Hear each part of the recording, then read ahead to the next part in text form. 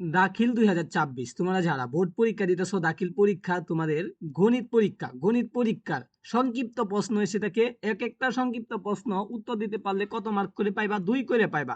এইভাবে তোমাদেরকে 10টা সংক্ষিপ্ত প্রশ্ন উত্তর দিতে হবে 20 মার্ক। এর মধ্যে সবচেয়ে গুরুত্বপূর্ণ অধ্যায় হলো পরিসংখ্যান। পরিসংখ্যান অধ্যায় থেকে সংক্ষিপ্ত প্রশ্ন সবচেয়ে বেশি আসবে, ঠিক আছে? এই জন্য আমরা আজকে ভিডিওতে পরিসংখ্যান অধ্যায়ের সংক্ষিপ্ত প্রশ্ন সমাধান করা শিখব।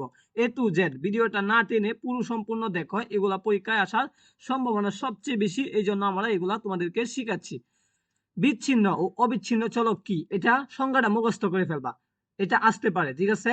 তো এটা সুন্দর করে তোমরা কি করবা? মুখস্থ করে ফেলবা জাস্ট সংজ্ঞাটা। এরপরে দেখো কেন্দ্রীয় প্রবণতা কি, এটাও মুখস্থ করে ফেলবা।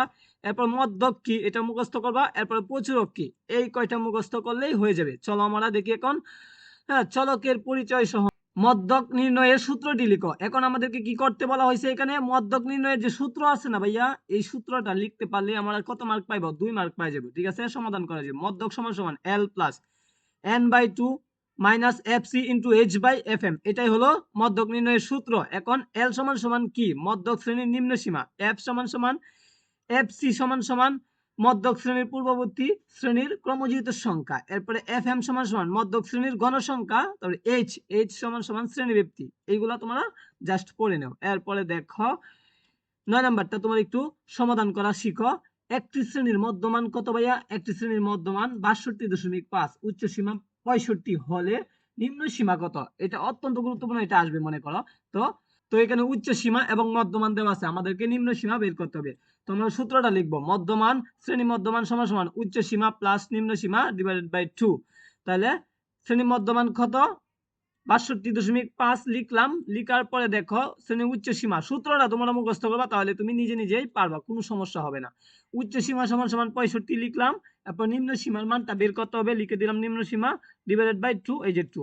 এরপরের লাইনটা কি করছে দেখো, 65 প্লাস নিম্ন সীমা, এটা এখানে লিখলাম। লিখার পরে এটা ভাগ অবস্থায় আছে না ভাইয়া, এটা ভাগ অবস্থায় 2 আছে, এটাকে এই দিক দিয়ে নিয়ে আসবো গুণ দিয়া, ঠিক আছে?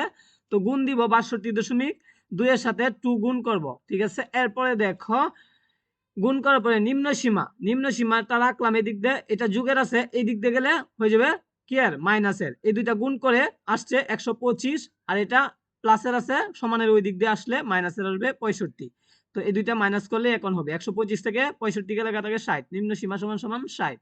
এরপরে দেখো 10 নাম্বার 14, 13, 19, 17, 4, হ্যাঁ, এরপর 9, 16, 19, 22, 15, 18, 17, 12, এই যে সংখ্যাগুলা দেখতেছো না ভাইয়া, এই সংখ্যাগুলা উপাত্ত শ্রেণীর পরিসর নির্ণয় করো। আমাদেরকে এখন কি করতে হবে? পরিসর নির্ণয় করতে হবে। এখানে পরিসরের সূত্রটা আমরা জানি, এই যে পরিসরের সূত্র, এটা তোমরা অলরেডি সকলেই পারো। তো পরিসর সমান সমান সর্বোচ্চ সংখ্যা মাইনাস সর্বনিম্ন সংখ্যা যোগ 1।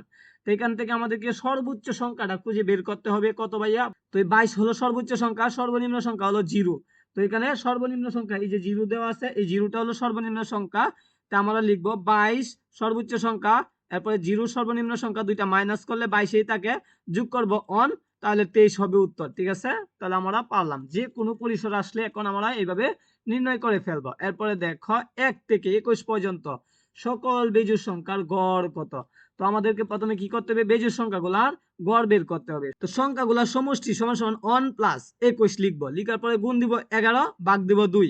তো 21 এর সাথে যদি 1 যোগ করি তাহলে 22, 11, তাহলে 22 গুণ 11 ডিভাইডেড বাই এই যে 2 লিখলাম।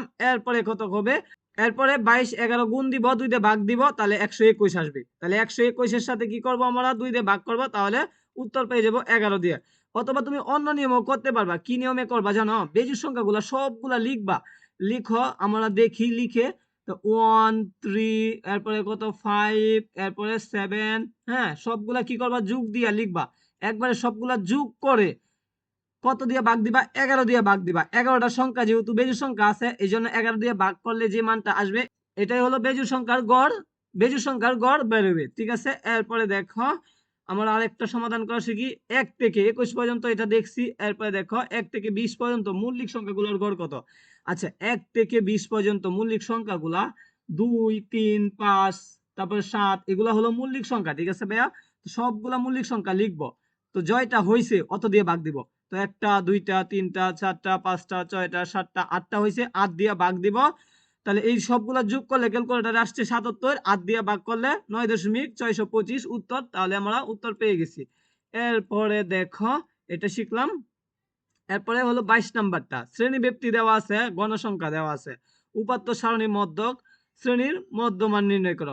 মধ্যক শ্রেণী কি নির্ণয় করতে হবে? মধ্যমান নির্ণয় করতে হবে। মধ্যমান নির্ণয় করার জন্য আমাদের ক্রমজিত সংখ্যা অবশ্যই লাগবে ভাইয়া। এরপরে দেখো তোমরা কি করবা, এই শ্রেণী ব্যক্তির গড়টা হুবহু এখানে দেখে দেখে জাস্ট তুমি বসায়া দিবা, কোনো কাজ নাই। হ্যাঁ, গণসংখ্যার গড়টা এখানে জাস্ট দেখে দেখে তুমি কি করবা, বসায়া দিবা। এরপরে ক্রমজিত সংখ্যা কিভাবে নির্ণয় করছে দেখো, এই 3 এনে লিখছে, 3 এর সাথে 7 যোগ করছে হইছে 10, 10 এখানে লিখছে, 10 এর সাথে এই 12 যোগ করলে হয় 22, 22 লিখলো, 22 এর সাথে 15 যোগ করলে হয় 27, 37, 37 লিখলো, 37 এর সাথে কি করতে হবে তোমাকে, এই পরে 9 যোগ করলে 46, 46 এর সাথে এই 8 যোগ করে এই ঘরে বসায় দিবা 54। এভাবে আমরা ক্রমজিত কোন সংখ্যা নির্ণয় করব। এরপরে দেখো আমাদেরকে কি করতে হবে, n সমান সমান 54 পাইছি, n সমান সমান কত পাইছি, 54। তো 54 রে n দিয়ে 2 দিয়ে ভাগ করব, n/2, 54 ভাগ 2, 27তম পদ অবস্থান হলো এত শ্রেণীতে। দেখো 27তম পদ কোথায় অবস্থিত, 1 থেকে 3 পর্যন্ত 27 নাই, 10 পর্যন্ত 27 নাই, 22 পর্যন্ত 27 নাই, হ্যাঁ 37 পর্যন্ত গেলে কিন্তু আমরা 27 পাই, তার মানে 51 থেকে 55 শ্রেণীতে অবস্থিত। তো 51 শ্রেণীতে, তো 51 থেকে 55 শ্রেণীতে মধ্যক শ্রেণী, 51 থেকে 55 এর মধ্যমান, এই দুইটা যোগ করব, 2 দিয়ে ভাগ করব, যেটা আসে এটাই উত্তর। তাহলে আমরা অলরেডি পাইলাম 53 উত্তর। সকলকে ধন্যবাদ ভিডিওটি দেখার জন্য। আর ও ভিডিও দিব অন্য অধ্যায়ের সংক্ষিপ্ত প্রশ্ন নিয়ে। তোমরা এই পর্যন্ত চ্যানেলটা সাবস্ক্রাইব দিয়ে রাখো এবং চ্যানেলে ঘুরে দেখে আসতে পারো।